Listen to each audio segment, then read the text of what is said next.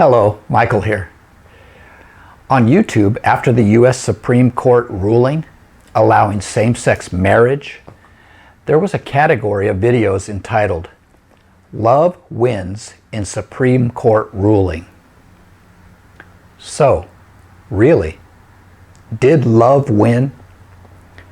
Let's check some survey statistics on male homosexual relationships and see if marital love has really been occurring.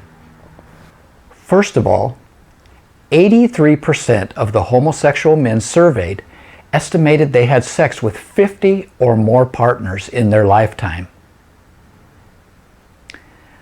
43% estimated they had sex with 500 or more partners, and 28% with 1,000 or more partners. 28% of homosexual men have had sex with 1,000 or more partners. The second set of statistics goes like this. 79% of homosexual men say over half of their sex partners are strangers. 70% said that over half of their sexual partners were people with whom they had sex only once. One-night stands, 70%.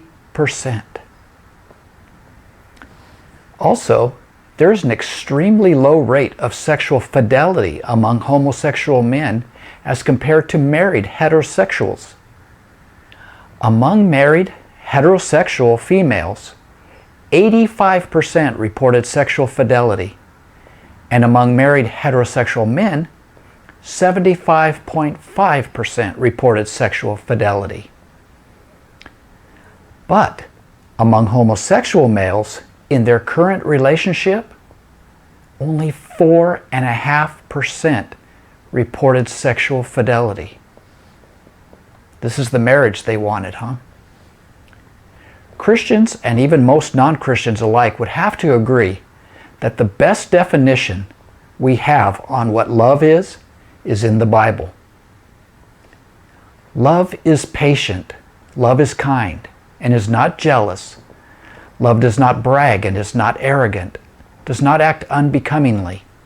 It does not seek its own, is not provoked, does not take into account a wrong suffered, does not rejoice in unrighteousness, but rejoices with the truth, bears all things, believes all things, hopes all things, endures all things.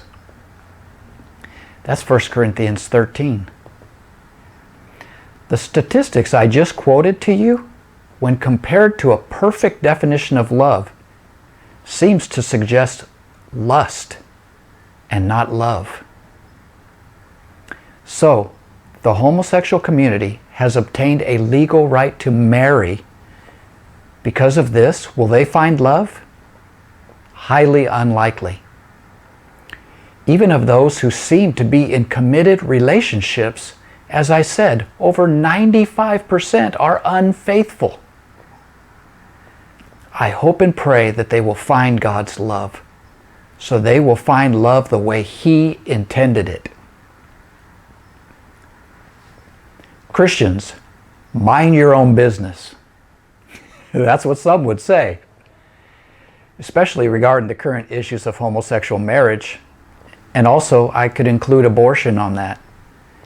They complain that Christians are, in the words of Barack Obama at a prayer breakfast earlier this year, or maybe it was the end of last year, less than loving when they oppose them for wanting to marry their same-sex partner or abort a child in the womb.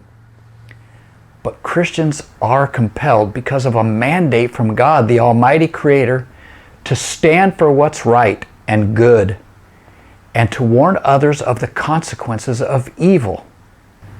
There's an analogy that goes like this. If my neighbor's house is on fire, should I mind my own business, or should I call the fire department and then rush over to wake him up? And if possible, help him get to safety. Surely my neighbor would not be angry at my intrusion into his business in that case, since I would be acting in love. Well, that is, unless my neighbor had purposely set fire to his house to collect on a large insurance policy, or even to commit murder or suicide. Then he would be furious. He would adamantly wish that I had minded my own business. He was up to no good, and now I'm the bad guy. That's what's happening in our society today. Homosexuals and abortionists want to do according to their own desires and don't want anyone telling them that it's evil. After all, to them, there is no good and evil, and that they can't do it. So, the tug of war goes on. Holiness, that is to behave as one in the image of God, is something God has created in His people. The unbeliever cannot begin to attain it. But decency, defined as a minimum standard of morality, is every person's responsibility because it is built into the conscience of everyone. In a past video, I showed definitively that homosexuality is a sin against God, and even if you don't believe in God, a perversion against nature. So as a perverse culture pushes its agenda, it is mandated that people of decency and morality push back. In love, of course. So, how far will the so-called LGBT push their agenda? Just to remind you, LGBT is lesbian, gay, bisexual, and transgender. They've even added a Q now, which means questioning. Just to leave it open, in case you're wondering. In case you want to experiment. But how far will these LGBTQ people push their agenda? We can assume the answer to be all the way. They have homosexual marriage and now are in the process of pushing an agenda of pedophilia. They don't want to admit it, but that's really what they want. To have sex with and marry anything or anyone, no matter the sex, the age, or even the species. That's what the issue with transgenders going into any locker room or bathroom is all about. Look, when true male transgenders, I'm talking about someone who completely changed their sex anatomically, went into a ladies' restroom, virtually no one noticed or cared. But that wasn't enough for them. But a cross-dresser is not a transgender. Bruce Jenner is not transgender. He still has a penis. These are the functionally insane perverts that normal people don't want in the women's restroom. I guess in their eyes, this kind of thinking makes me a bigot and a homophobe. In actuality, the only thing I'm afraid of is living in a society where insanity and perversion of every kind is considered normal. And we're not far from it. So what's the answer? First of all, prayer. And lots of it.